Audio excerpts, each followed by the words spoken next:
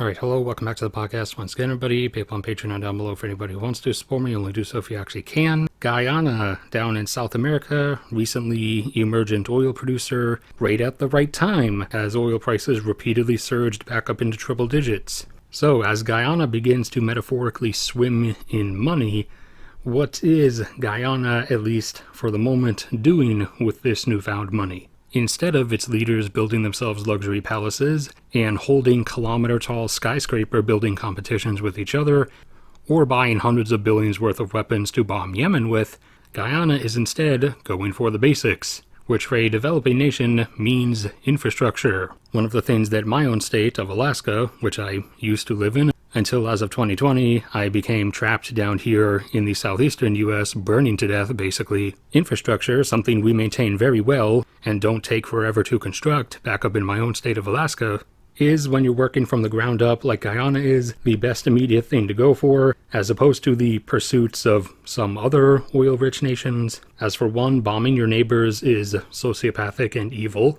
And two, the other, more common faulty route that is taken is over-fixation on some or any particular type of secondary industry will usually not really end all that well.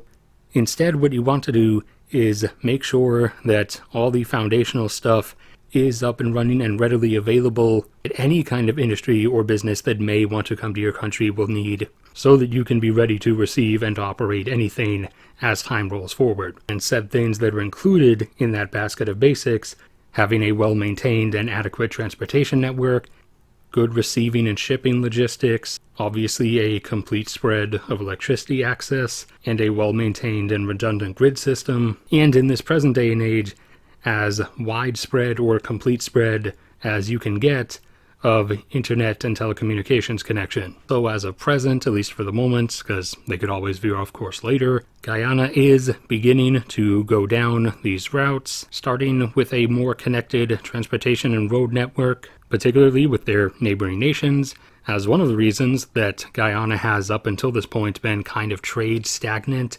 is it's not really connected to anybody next to it. However, construction on road and transport networks connecting Guyana to Brazil and likely eventually Suriname as well have already begun now. Not to Venezuela though, as Venezuela and Guyana don't really have good relations. Venezuela kind of literally claims the entire western half of Guyana as supposedly their territory, and Venezuela vaguely potentially acting on that claim at some point and thus endangering Guyana's oil output is probably going to be the actual trigger for what I consider the 50-50, not entirely inevitable US-Venezuela war.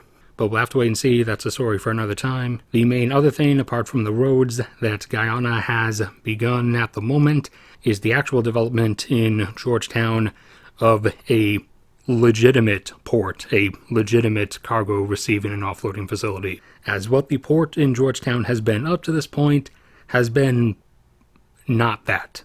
So for the time being, following the best option of pathway to make sure that it will be readily easy for any kind of industry and business to, at some point in the future, be done and conducted in Guyana. So that's that for this one. Thank you everybody for sticking around and listening. Like if you enjoyed, subscribe if you haven't already. PayPal and Patreon are down there if you want to support me. Only do so if you actually can. Or you can support me by subscribing to my Cat's channel, helping us get her up to 1,000 subs before the deadline later this year. And we need 342 more as of the moment. But no matter what happens to me, may God bless and protect you all, and I will see you all around next time.